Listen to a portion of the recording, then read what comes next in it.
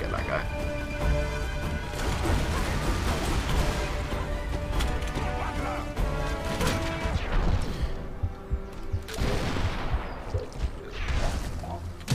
No, just ate it for you.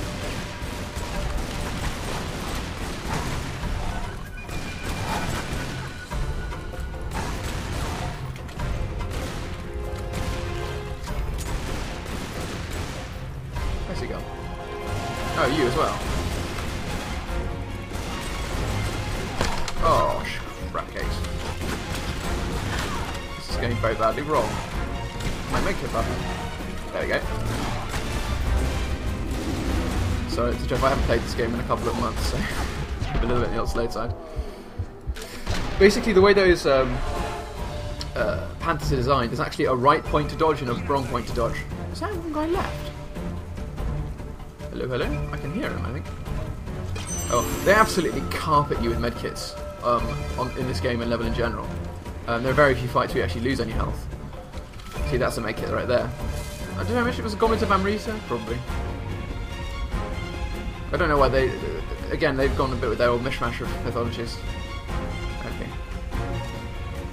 I'll find that last guy because the combat music is still playing. Ah, there we go. You! I'll take that stick.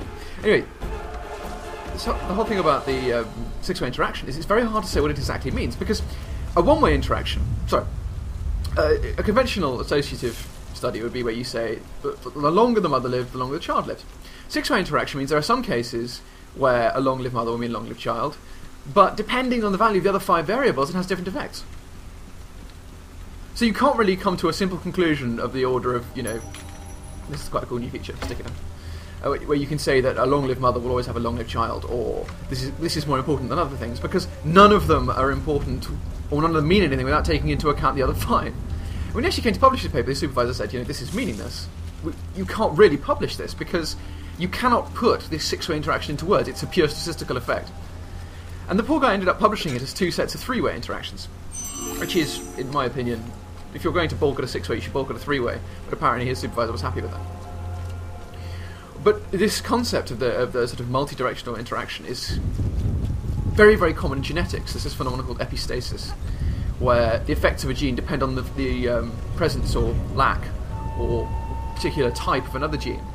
The problem is you often get situations where, you know, someone says something like, is it more important, is the environment more important, or the genes are more important? Well, the question doesn't mean anything. It's like saying, is the paper or the ink more important to a Shakespeare play? Well, both and neither. You need some paper, you need some ink, and in some cases, if you have a really shitty pen, that's going to really make it quite difficult to write a long play, and if you don't have much paper, you're probably going to have difficulty writing a long thing. But apart from those 2 limiting circumstances, do they affect the quality of the play? Not necessarily. And if the only information you have access to is the information about the paper and the pens, you're going to come to some very strange conclusions about the explanations for why Shakespeare wrote the particular plays that he did. And the same is frequently true of genetics. Sure, factors we're dealing with often have a significant effect, but a lot of the time, it doesn't quite work that way. And even though you're actually specifying the material things are made out of, in this particular case proteins, often, you know, the presence or lack of a protein doesn't actually have the effect you might expect. Especially when, the actual transcription of a protein can be enormously variable. I think I can jump backwards off here. There we go. Oops.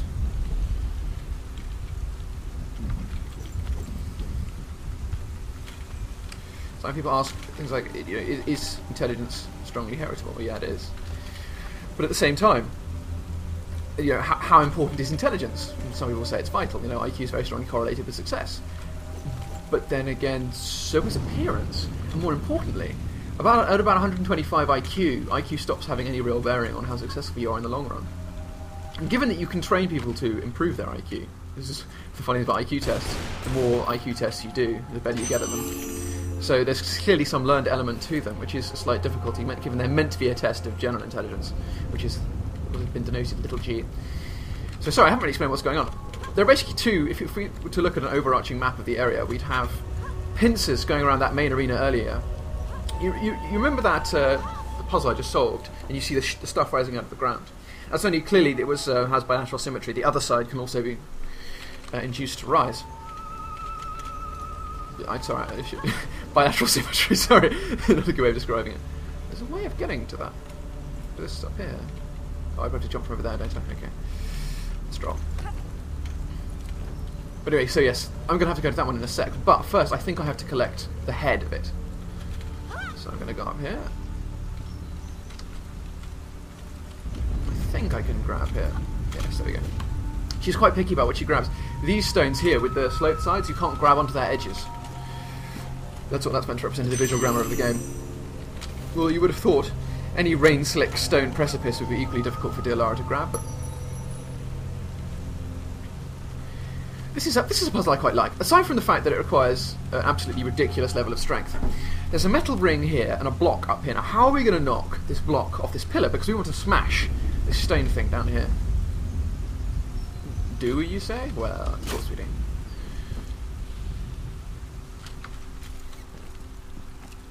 I think there are some bats around here as well. I've probably mentioned in the past my dissatisfaction with the distribution of treasures in Underworld. How most of them are simply a matter of just exhaustively searching everywhere and not really solving any particular puzzles. I'm also slightly uncertain how long I've been rambling. Because I don't have a clock. But, never mind. I'll solve this puzzle and get to the next checkpoint and then we can see where we are. Now, when you press E, you pull the line in, which increases the tension and...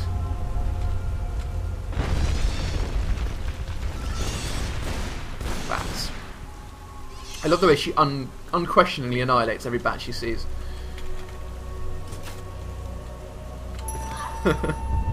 Slightly cheating that, but you don't take any damage if you do that. For some reason, I don't know why.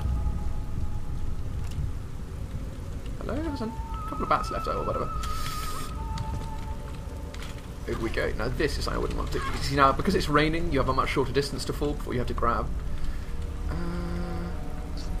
Oh, whoa. Here's something. What's the actual... There's a way down here.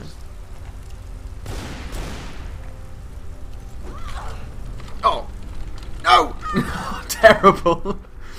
You saw me failing to mash it either. That's what happens if you haven't played the game long enough. I think actually that might be what you meant to do, which is to mash E when you fall down. I just can't remember.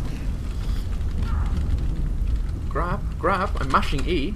There we go. And then grab onto that. Right, there we go. There you go. How to teammate by Lara Croft.